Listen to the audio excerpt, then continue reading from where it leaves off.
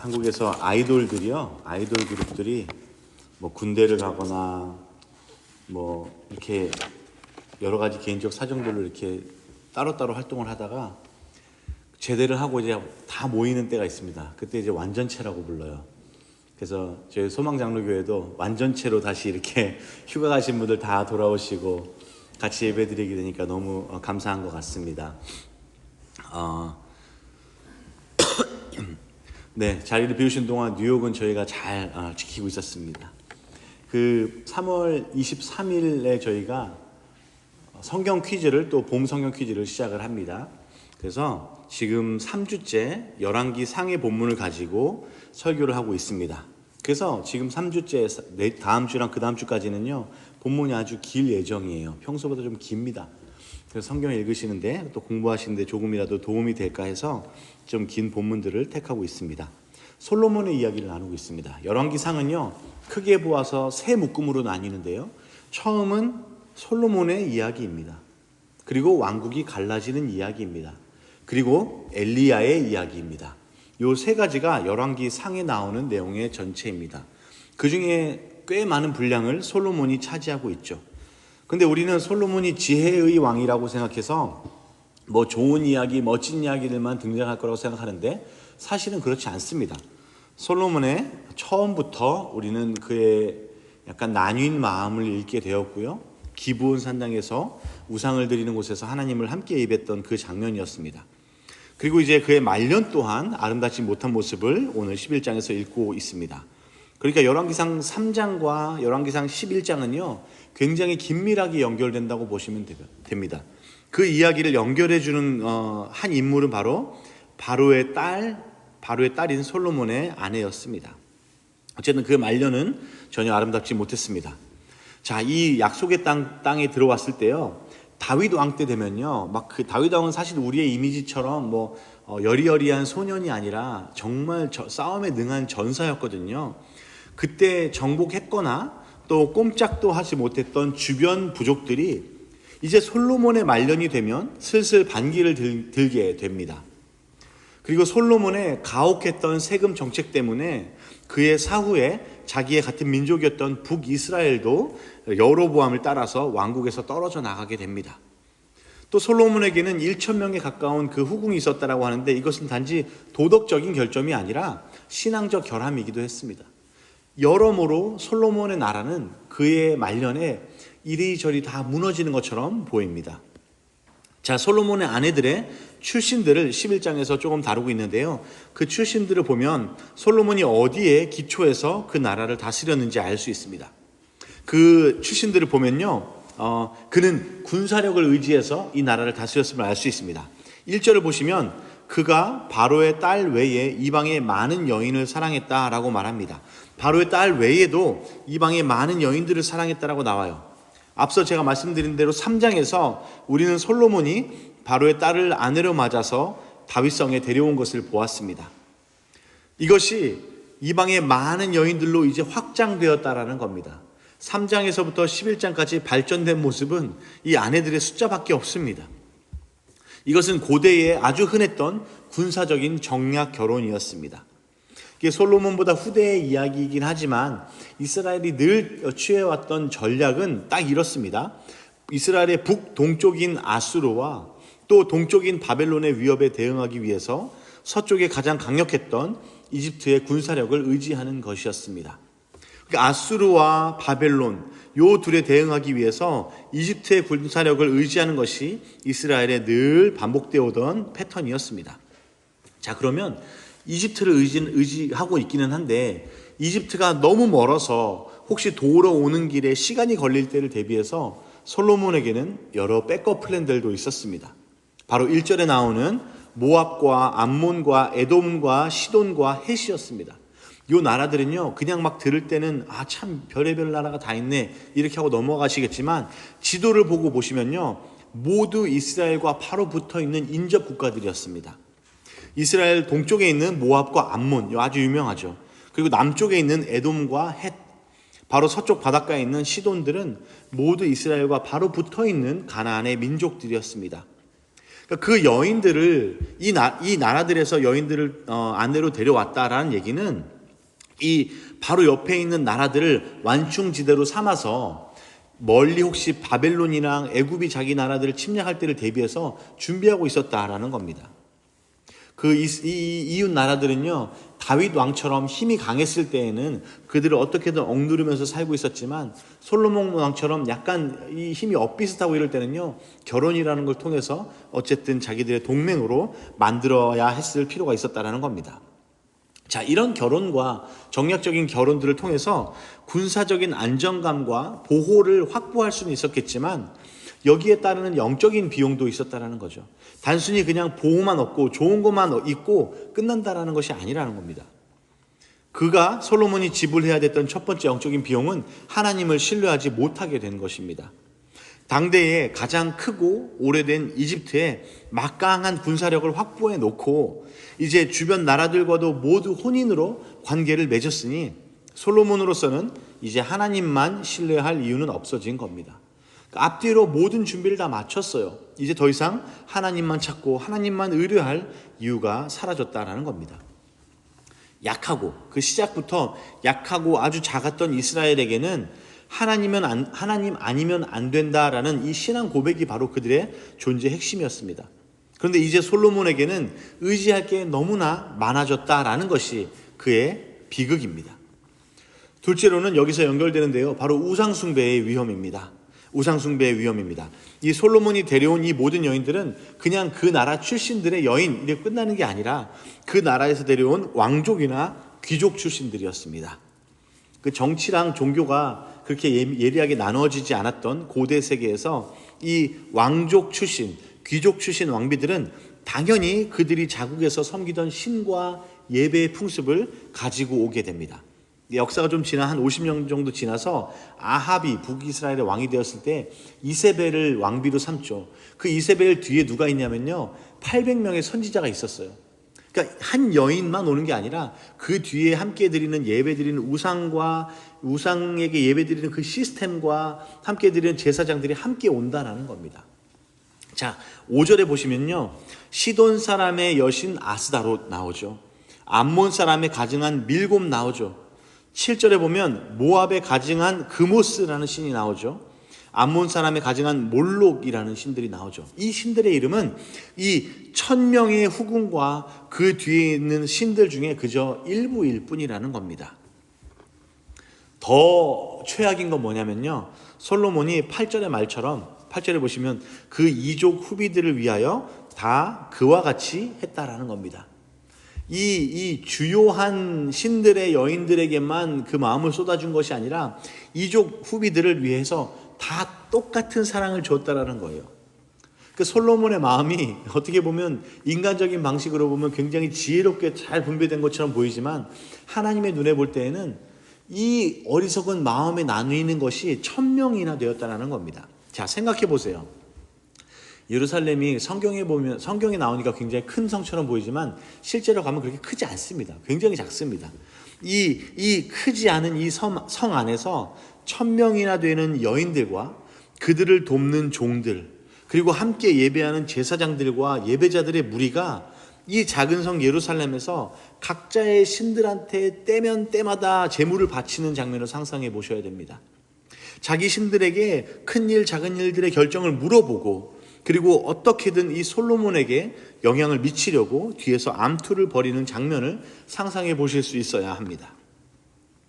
자, 이제 이스라엘 백성들의 예배하던 이 예루살렘은 3장에서 나오는 기브온, 우상에게 예배하던 그 기브온 산당과 전혀 차이가 없어지게 된 것입니다. 이름만 들어서는 예루살렘이 좀 더 거룩한 것 같죠. 근데 솔로몬 때 되면 이제 기브온 산당과 예루살렘 성전은 큰 차이가 없게 됩니다. 바로 이런 이유 때문에 하나님은 그들에게 약속의 땅에 들어가면 원주민들과 언약을 맺거나 혼인하지 말라고 경고하신 것입니다. 물론 솔로몬에게는 이런 선택을 할 이유가 많았죠. 이스라엘 땅은요, 아까 말씀드린 대로 고대에서 가장 강력하다고 알려진 두 지역 사이에 있었습니다. 그러니까 이거 그림을 하나 머리에 담고 계시면 너무 좋은데요, 이스라엘은요 그냥 아무것도 아닌 지역에 있는 게 아니라요, 당시 그러니까 수천 년 전부터 언제나 가장 강력했던 두 지역이 있습니다. 그게 바로 이집트와 이 바벨론 지역입니다. 갈대아 우르라고 부르죠. 메소포타미아 지역이라고 부르는데 이 두 지역은 이집트는요, 막 진짜 수천 년 전부터 언제나 가장 강력한 나라였어요. 한 나라가 계속해서 그 지속이 되어 왔으니 그 지역은 뭐 늘 이집트의 영향권 아니라고 보시면 됩니다. 동쪽으로 가면 아까 말씀드린 대로 메소포타미아 지역이 있는데 현대의 이라크 지역입니다. 이곳에 자리 잡은 나라는 언제나 강력한 제국을 운영했습니다. 갈대아 우르로부터 바벨론, 페르시아로 이어지는 계보라고 볼 수 있습니다. 자, 이 커다란 두 지역들 사이에서 작은 나라가 어떻게든 살아남아 보려면 방법은 하나밖에 없었습니다. 둘 중에 더 강력해 보이는 한쪽과 동맹을 맺어야 했고 주변의 약한 부족들을 완충지대로 두는 것이 당연한 지혜였습니다. 그래서 3장에서 솔로몬이 바로의 딸과 결혼한 것이 바로 그 시작이라는 겁니다. 솔로몬은 아마도 처음부터 1000명이나 되는 후궁을 둘 마음은 없었을 겁니다. 그가 처음에 생각했던 것은 아마도 애굽이라는 가장 큰 나라만 든든한 동맹이 된다면 문제가 없을 것이라고 생각했을 겁니다. 그런데 여러분, 우리가 세상적인 힘을 의지할 때에, 세상적인 지혜를 의지할 때에 우리가 주의해야 될 점은 이번이 마지막이라는 건 없다라는 겁니다. 한 번만 하고 끝나는 법이 없다라는 겁니다. 솔로몬이 애굽에 한 번 의지하고 나니까 이제는 애굽과 이스라엘 사이에 있는 그 수많은 나라들이 신경 쓰이기 시작했을 겁니다. 이 나라들이 지금은 약하지만 금세 강력해져서 우리를 괴롭히면 어떡하지? 라는 의문이 들었을 겁니다. 애굽이 우리를 구하러 오기 전에 이들이 우리를 침략해버리면 어떡하지? 그래서 그 다른 나라들과도 언약을 맺기 시작하고 결혼하기 시작했을 겁니다. 또 이런 걱정도 했을 겁니다. 동쪽의 메소포타미아에서 우리를 침략해서 오면 어떡하지? 그러니까 메소포타미아와 우리 사이에 있는 모압과 암몬을 동맹으로 삼아서 완충지대를 만들자. 또 이런 생각도 들었을 겁니다. 저 서북 쪽에 있는 바다를 통해서 들어오는 적도 있을 테니까 시돈을 동맹으로 만들자, 이렇게 생각했을 겁니다. 그렇게 애굽 하나로 끝날 것 같았던 시돈은 금세 11장에 오면 1000명의 아내로 늘어나게 된 것입니다. 이렇게 우리가 세상적인 지혜를 한 번 의지하기 시작하면 절대로 한 번만으로 끝낼 수는 없게 되는 것이 세상의 이치입니다. 우리의 신앙의 가장 큰 위험은요, 배신이나 배교가 아니에요. 생각해 보세요. 우리는 어느 날 갑자기 하루아침에 일어나서 하나님을 단번에 부인하고 우상숭배하러 나서지 않습니다. 누군가 우리 문을 부수고 쳐들어와서 우리를 부인하라고 협박하고 우리를 잡아 가둔다고 우리의 신앙이 약화되지도 않습니다. 중국의 지하 교회가 공산주의 탄압 아래서도 가장 빨리 성장하는 교회임을 보면 우리 신앙의 가장 큰 위험은 핍박이나 탄압이나 배교가 아닌 것을 알 수 있습니다. 우리 신앙의 가장 큰 위협은 바로 타협입니다. 우리가 3장 기브온 산당의 경우에서도 보았듯이 하나님도 섬기고 우상도 섬기는 것이 우리 하나님의 백성에게는 가장 큰 위험이라는 것입니다.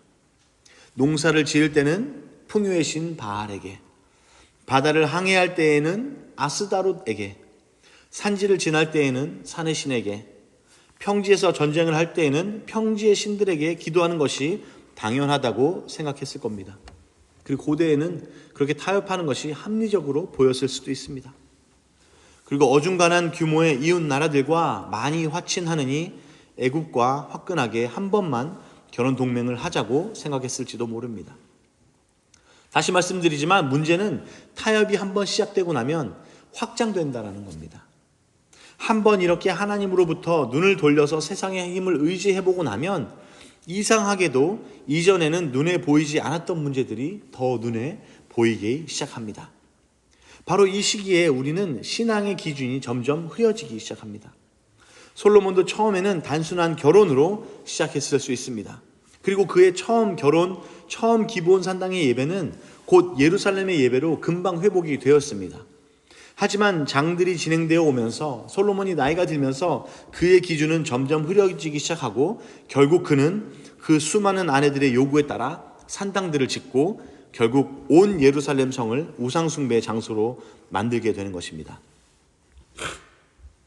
이렇게 한 번의 타협이 또 다른 타협을 부르고 결국에는 한 성 전체를 잠식하게 되는 것입니다. 이렇게 영적인 우리 예배에서의 타협의 결과는 결국 영적인 무감각과 멸망으로 이어진다라는 겁니다. 처음에 우리가 타협하고 처음에 하나님의 뜻을 벗어났을 때에는 죄책감과 수치로 고생했겠지만 이제 시간이 지나면서 우리는 무감각해지고 하나님과의 관계를 끊는 것으로까지 나아가게 된다는 겁니다.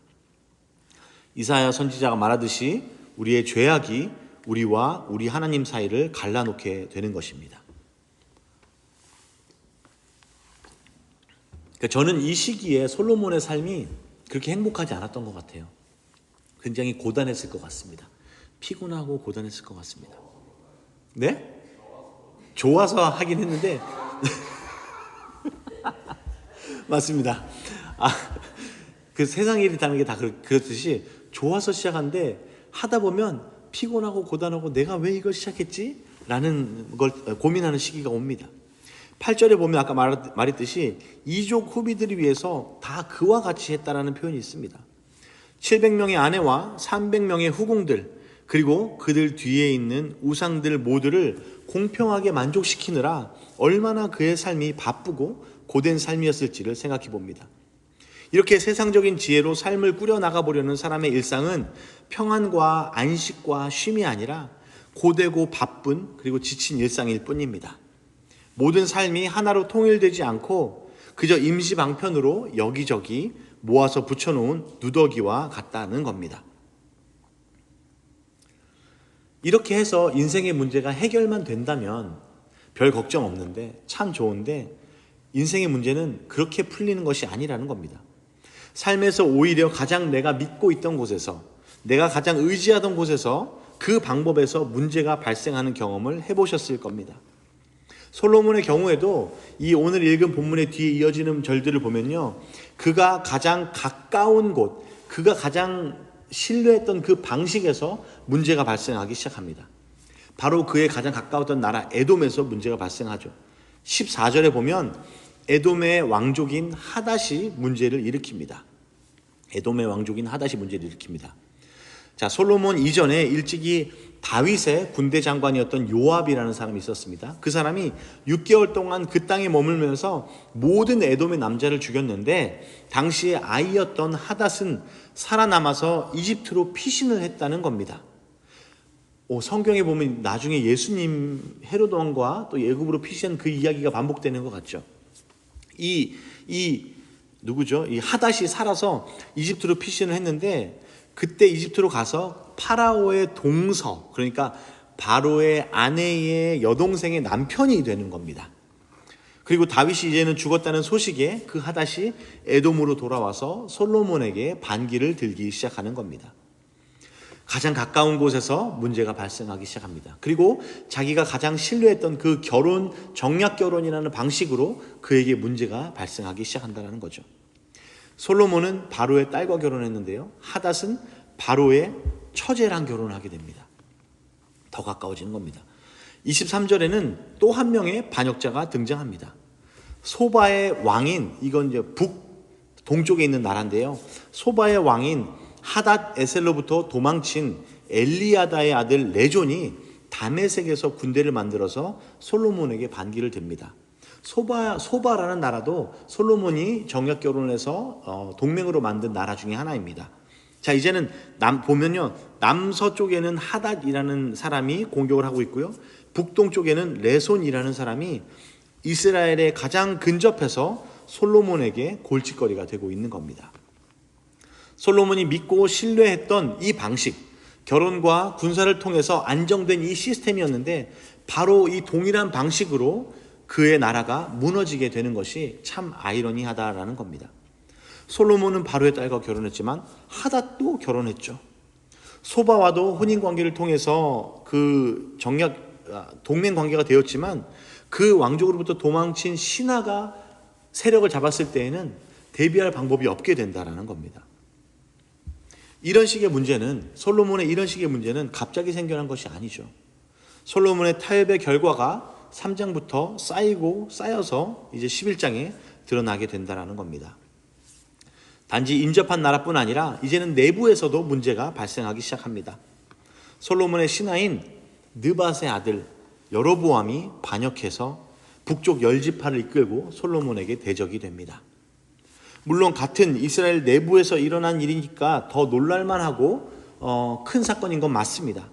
하지만 이 여로보암의 반역은 갑자기 벌어진 일이 아니라 솔로몬이 수십 년간 살아온 삶의 결과로서, 타협의 결과로서 당연히 벌어질 일이 벌어졌다라는 겁니다.